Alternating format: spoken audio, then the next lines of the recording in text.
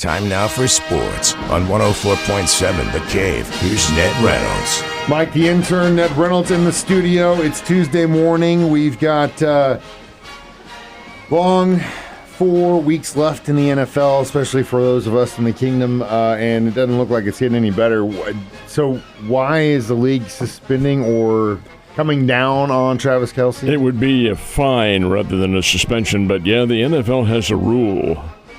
Imagine that. The NFL has rules. One they're not making up on the spot or which changing the definition almost seems that way that they're making it up. It is, and it's been in the books for a long time.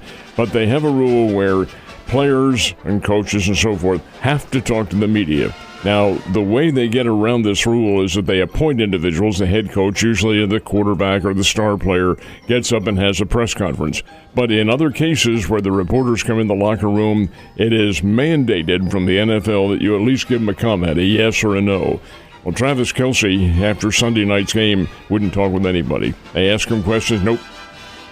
He didn't even say that. He just didn't bother to answer. Turned his back, and somebody, I don't know who, one of the reporters evidently filed a complaint with the NFL, and they said, well, we'll see into it. So, yeah, he'll probably face some kind of a disciplinary action.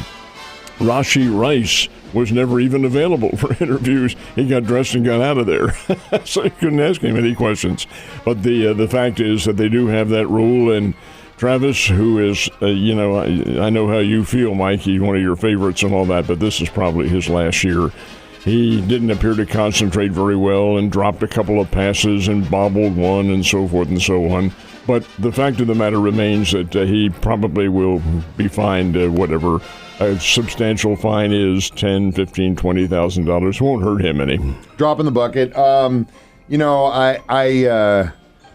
I get it in that regard as far as the media is concerned, because you don't want to come across as being a bad sport, but obviously football can be an emotional game for some guys. I totally get it. I was not in a great mood pretty much entire day yesterday because of it, but now I woke up, got a good night's sleep, and onward and upward. I hope it's not his last year, but again, the thing I've been saying for the last few years is I never thought we'd have 1, let alone 3 and 5 Super Bowl appearances. I could not be happier for the rest of my life. So thank you, Travis Kelce, for everything you did for the kingdom, if that is the case. But the man's going to figure it out himself, and we'll see what happens down the road. And it wasn't only him dropping passes on Sunday night. Also, Gray dropped some crucial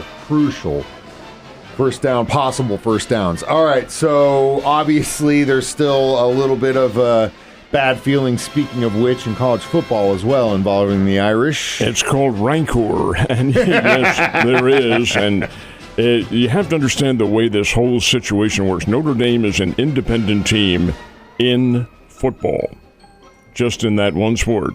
Otherwise, they're members of the Atlantic Coast Conference, the ACC, in every other sport, and that's 24 of the others. But the one football, they retain their independence with the understanding that they will play at least 5 and hopefully more games within that conference, which they do. This year they played 6 ACC teams. Well, Notre Dame felt that the Atlantic Coast Conference went to bat for Miami and went to the search committee, the bowl committee, and said, hey, we've got to get Miami. They're looking pretty good. And Notre Dame, this is Notre Dame's opinion now, they felt that the conference went overboard with Miami, didn't give Notre Dame any support. So the folks at Notre Dame, including the athletic director, Pete Bevacqua, are very angry at this, to the point where they're saying their relationship with the ACC has been damaged.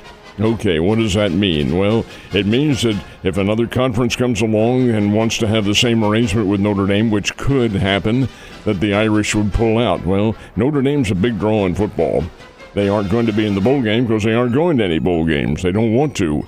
But the understanding is that if you take them out of your conference and off the schedules and so forth, and they say, hey, we're out of the ACC, that would monetarily hurt the Atlantic Coast Conference. So that's what the Notre Dame folks are angry about, the fact that they were snubbed by the conference themselves, even though they're a tacit member. They're not a full member. And as a result, we may see some change in the landscape before it's all over. And now we're still in the off season for Major League Baseball, but it's that period where we're starting to look at the Hall of Fame and who's getting in? Yeah, well, there's several. There's one Hall of Fame, but there's several venues to get into it, and one of them is called the Contemporary Era Committee. Used to be called the Old Timers Committee, but now they call it they're sensitive to us old people, so they're calling it the Contemporary Era. And the one selectee, and he was voted in yesterday, is Jeff Kent, who was a 17-year veteran second baseman and a great player. Played for 6 teams. His last year was 2008, but most of his career was with the San Francisco Giants.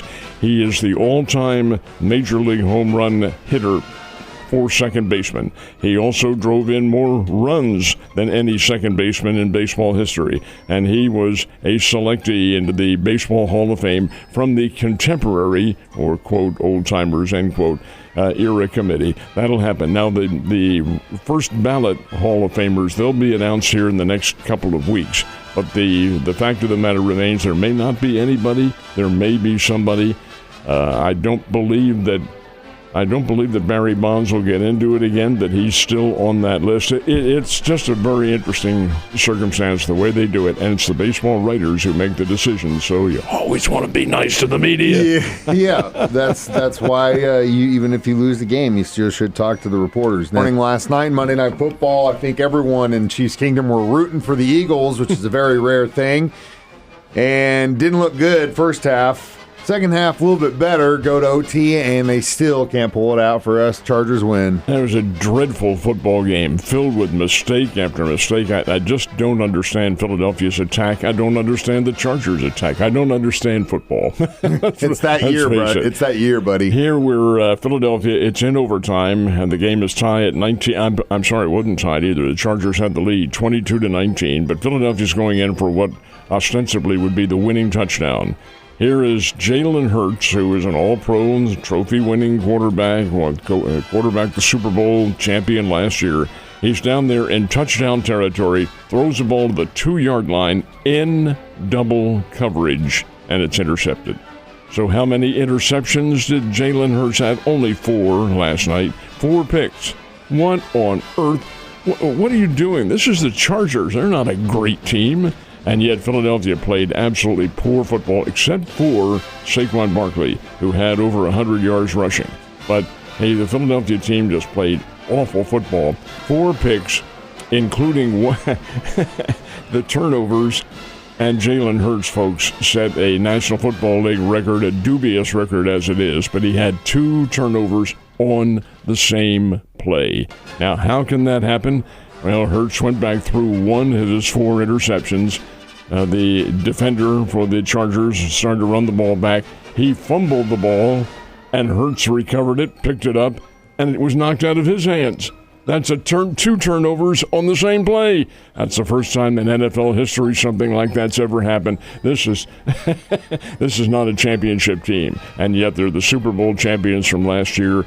Boy, it's very, very difficult to understand how teams can plummet like both the Chiefs and the Eagles have this year. It's beyond comprehension. And not just them, the Bills almost lost. I mean, it's been a very, very, very, very parity-filled regular season. For sure. And I think honestly, though, more on your point, that what's plaguing the Chiefs is what's plaguing the Eagles, and there's just something going on. Like, I don't know what it is. Someone stole our mojo. Jabu is ripped out of someone's locker. Jobu, I don't know, man, but it's bizarro world, that's for sure. All right, World Cup set to begin in North America next year. If you were looking to go to Arrowhead to see a match, I know from personal experience, a buddy of mine got 1 ticket. It was like $1,200 or something like that. Insane. They're extremely expensive. And that first game at Arrowhead will not involve the United States. It's on June the 16th. The whole tournament itself starts on June 11th, and the first games will be played in Mexico City. In the United States, the USA team's first game will be the following day. It will be June the 12th, and they'll play, they being the USA, at SoFi Stadium. They'll play Paraguay in the first game, and that'll be June the 12th at SoFi Stadium in Los Angeles. Now, the first game at Arrowhead is June 16th, Argentina versus Algeria. But this is 48 countries that are all involved. The championship, I believe, is at MetLife Stadium in New York, and that's 2 weeks after this all begins. It's soccer crazy, folks. Now, I noticed the President of the United States has decided it's going to call it football, and he's going to differentiate between international football and American football, but be that as it may, it's soccer as we know it, and it should be a frenzy starting in June. Definitely will be, especially for soccer fans. And I really only watch soccer around World Cup and then the championships, and so it's good competition if you like games that only score 1 or 2 points at a time. Well, it's intensive physical competition because of all the running that they do and all that sort of thing. The soccer folks like to call it, there's a lot of contact in it.